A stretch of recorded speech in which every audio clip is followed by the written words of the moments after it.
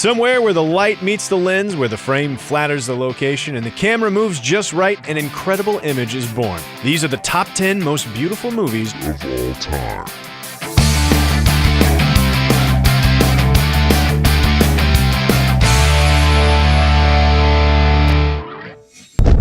Let's get right into it. Starting us off at number 10, it's Russian Ark.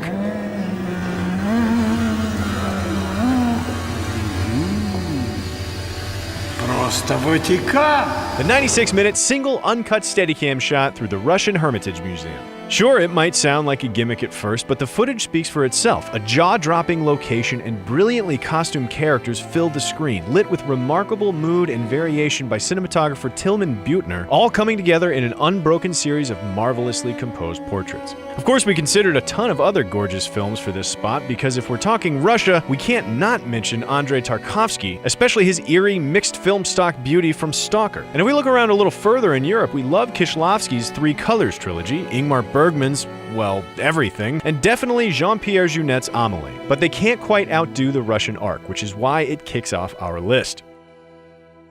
Now, we can't fill up a whole list of gorgeous movies without a throwback or two to the OG of cinema, black and white. So for our next pick, we're looking at some of cinema's modern directors who decided to throw out the colors and get back to their roots with grayscale. And for that, we can't think of a better film than Manhattan, Woody Allen's 1979 love letter to New York City. Chapter 1. He adored New York City. He idolized it all out of proportion. He romanticized it all out of proportion. Better. And that's not to say there weren't other films that just missed our list. It was hard not to give a spot to Raging Bull or Schindler's List, but this black and white take on New York is timeless, thanks to cinematographer Gordon Willis, who decided to pair ultra-wide screen with black and white at Allen's suggestion because that's how he remembered New York as a kid. Woody actually begged for it not to be released. Apparently, this was his least favorite film he'd ever made, but to our eye, it's decadent, timeless, and full to the brim with stark imagery, which is why it made our list.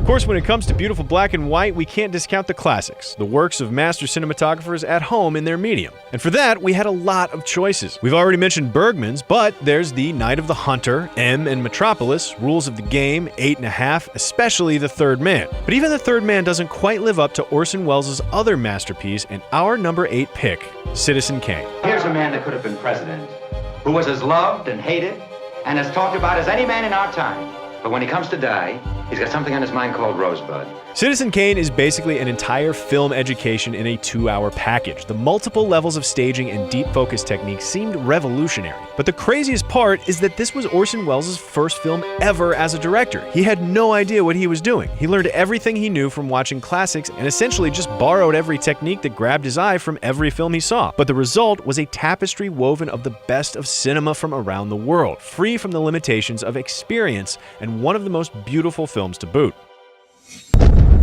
Next up at number 7, we're turning our eyes to space. The masters of cinema have always tended to do something extra special when it comes to their depiction of heavenly bodies. And while Chivo gave us a breathtaking look at Earth and gravity, and Alvin Kugler captured the beauty of the sun in Sunshine, there's nothing in the universe quite like 2001: A Space Odyssey.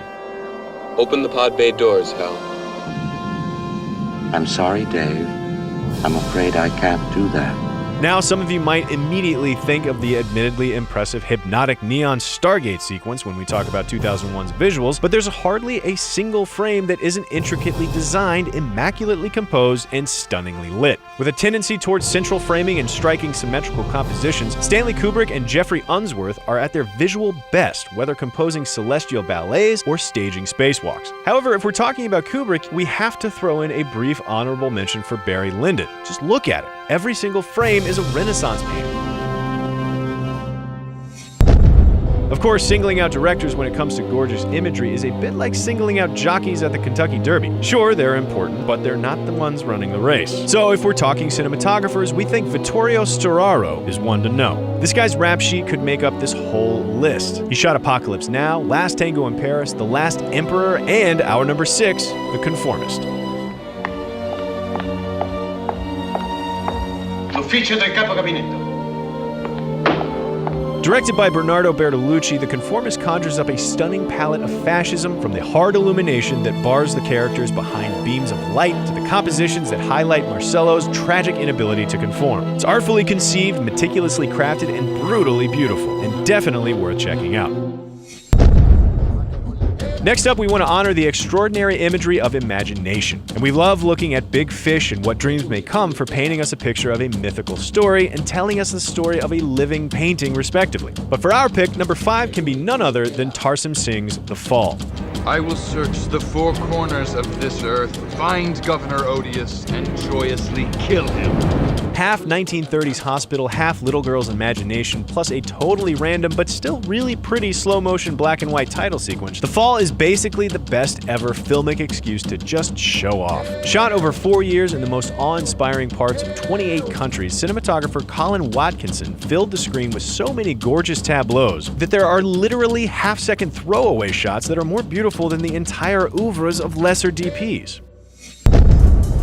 Now, we've spent plenty of this list looking at the handsome cinematography of Americans and Europeans, but we've yet to turn our lens to the Asiatic region. We've circled back to it time and again for fight scenes, wardrobes, and now cinematography. And if I were a betting voiceover man, I'd bet it was one of the writer's favorite films. But for our number 4, it's hard to deny the visual virtuoso of Hero. 好快的剑。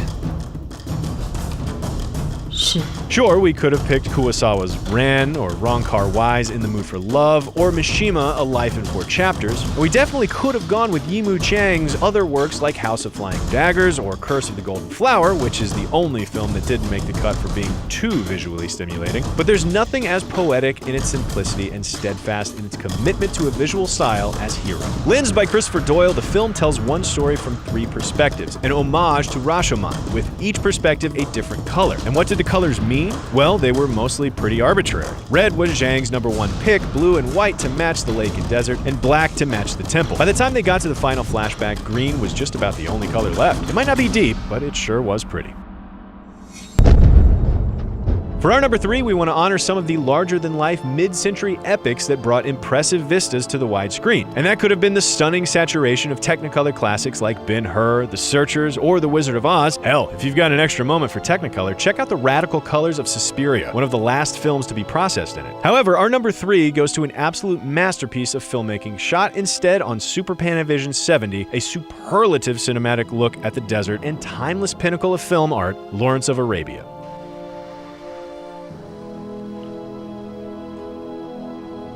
Directed by David Lean and shot by Freddie Young, the imagery here is absolutely breathtaking. The widescreen format perfectly captures the vast expanse of the empty desert. Freddie's colors provide an almost visceral heat, and the 70mm format provides a fittingly larger-than-life palette for our hero. Most famously, Freddie Young, tasked with capturing a mirage on film, acquired a whopping 430mm lens and sent the actor far into the distance to capture this iconic shot.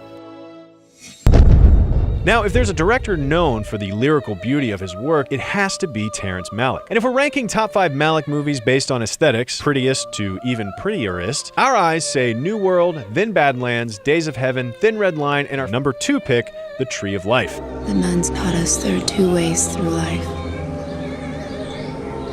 The way of nature and the way of grace.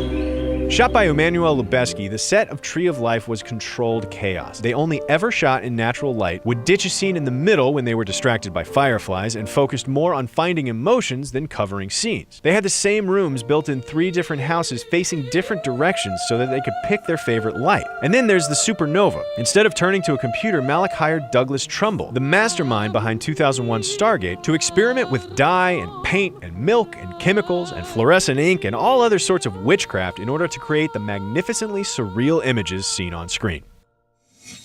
If our number 2 made light on its narrative in favor of stirring imagery, our number 1 does away with it completely. A visual tone poem. No words, no dialogue, no plot. Our most beautiful pick is called Samsara. Like its prequels Baraka and Kronos and their spiritual ancestors from the Qatsi trilogy, Samsara is perhaps the purest of cinema. It is beyond language. It says its piece by virtue of emotional, thematic, and aesthetic association, but it's also completely gorgeous. Shot on 70mm film in almost 100 locations in 25 countries over 5 years. The images are majestic, overwhelming, unbelievable. There isn't a single frame you couldn't hang on your wall and marvel at for years. It's a moving museum, a guided meditation, and a visual revelation, which is why it's our pick for most beautiful film of all time.